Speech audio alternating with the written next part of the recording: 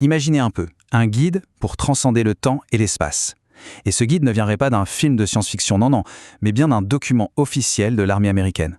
C'est un rapport déclassifié qui plonge au cœur de la nature de la conscience et de la réalité même. Alors ensemble, on va décortiquer ce document incroyable. Alors, regardez bien ce document. Il a l'air tout ce qu'il y a de plus officiel, tamponné et tout, approuvé pour diffusion. Mais son sujet, c'est là que ça devient complètement fou. C'est une analyse commandée par l'armée américaine, excusez du peu, sur comment altérer la conscience pour carrément s'échapper du monde physique. Oui, c'est pas une blague. On parle bien de l'armée US qui se penche sur des concepts qui semblent tout droit sortis d'un film. Alors ce rapport, il a été rédigé par un certain lieutenant-colonel Wayne M. MacDonald. Et son but, c'était d'évaluer de façon très scientifique ce qu'on appelle l'expérience Gateway. En gros, l'armée, elle voulait savoir un truc tout simple. Est-ce que ça fonctionne vraiment? Et surtout, à quoi ça pourrait bien leur servir? Et là où ça devient vraiment fascinant, c'est que l'auteur lui-même, il avoue qu'il a dû jongler entre des modèles biomédicaux d'un côté et la mécanique quantique de l'autre, pour essayer d'expliquer comment l'esprit fonctionne. Il a été obligé de piocer dans la physique la plus fondamentale de l'univers. Ça donne une petite idée de la complexité du truc quand même. Bon, d'accord, mais concrètement, comment ça fonctionne, ce fameux piratage du cerveau? Eh bien, en fait, tout part d'une idée assez simple. On va chercher à influencer les ondes cérébrales juste avec du son. Et l'outil principal pour faire ça, ça s'appelle l'Emisync. C'est une technologie audio, une marque déposée même, qui a été spécialement conçue pour forcer les deux hémisphères du cerveau à bosser ensemble. D'un côté, on a le gauche, le logique, le cartésien, et de l'autre, le droit, plus créatif, intuitif. L'idée, c'est de les faire vibrer à l'unisson. Et tout ça, ça s'appuie sur un principe scientifique qui existe vraiment, c'est pas de la magie. Ça s'appelle la réponse d'adoption de fréquence. En fait, c'est assez simple à comprendre. Le cerveau, il a tendance, naturellement, à se synchroniser avec les rythmes qu'il perçoit de l'extérieur. C'est un peu comme quand on entend une musique avec un bon rythme, et hop, sans même y penser, le pied se met à battre la mesure. Là, c'est la même chose, mais directement avec les ondes cérébrales.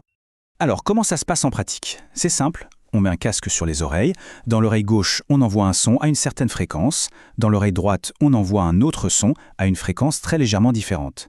Et là, le cerveau, qui est une machine incroyable, va essayer de réconcilier les deux. Pour ça, il va créer lui-même une troisième fréquence, une sorte de battement interne. Et c'est justement ce battement qui va servir de guide pour entraîner les ondes cérébrales et les amener vers des états de conscience différents, comme la relaxation profonde ou la méditation, ce qu'on appelle l'état θ par exemple.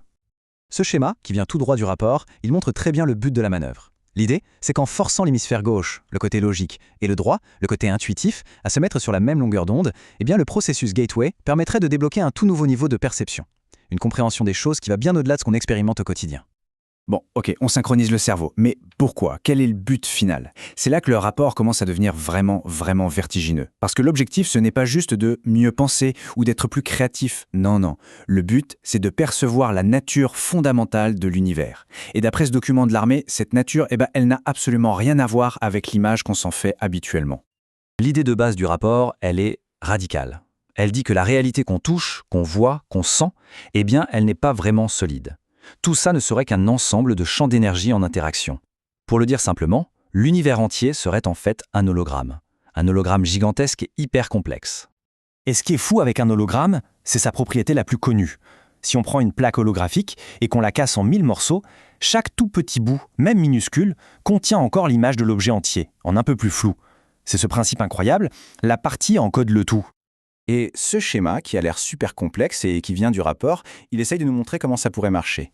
L'idée, c'est qu'un cerveau parfaitement synchronisé pourrait, en quelque sorte, se brancher sur cette grille d'énergie universelle.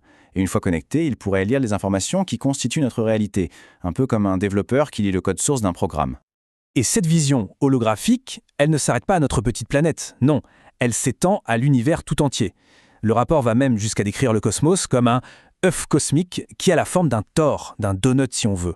Un hologramme géant qui serait dans un cycle perpétuel de création et de dissolution. Carrément. Ok, donc, si on résume, on pirate le cerveau pour percevoir un univers qui serait en fait un hologramme.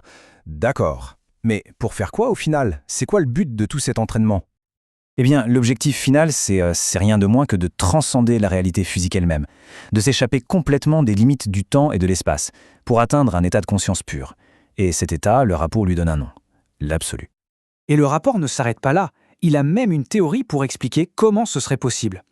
L'idée, c'est qu'en augmentant la fréquence vibratoire de sa propre conscience, on pourrait finir par vibrer plus vite que la plus petite unité de mesure de notre réalité physique. C'est ce que les physiciens appellent la distance de Planck. Et à ce moment précis, comme le montre ce schéma un peu fou, la conscience pourrait littéralement cliquer en dehors de notre dimension, s'en extraire tout simplement. Et les applications potentielles de tout ça? Alors là, franchement, il faut s'accrocher. Le rapport liste des trucs comme la vision à distance, les expériences de sortie de corps, et va même jusqu'à mentionner le voyage dans le passé et dans le futur. Oui, rien que ça. Tout ça, finalement, ça nous amène à la question centrale de tout le rapport. Après avoir parlé de physique quantique, d'hologrammes, de voyage dans le temps, au fond, qu'est-ce que c'est que la conscience d'après ce document de l'armée américaine? Et la réponse qu'il donne, c'est une véritable bombe. Pour l'auteur de ce rapport, la conscience, ce n'est pas juste un produit de notre cerveau. Ce n'est pas un logiciel qui tourne sur le matériel de notre crâne. Non, c'est la force créatrice fondamentale. C'est la conscience elle-même qui mettrait l'énergie en mouvement pour que la réalité existe. Donc le point le plus important à retenir, c'est que ça renverse complètement la perspective habituelle. Le cerveau ne créerait pas la conscience, ce serait l'inverse. La conscience créerait l'expérience que l'on a à travers le cerveau. Le cerveau ne serait qu'un récepteur, une sorte d'antenne qui capte cette conscience et la décode en expérience physique. Et on termine là-dessus, sur cette pensée absolument vertigineuse. Si le cerveau n'est pas le créateur mais juste un récepteur, et qu'il est plongé dans un champ de conscience bien plus vaste, alors qu'est-ce que c'est que notre réalité au juste?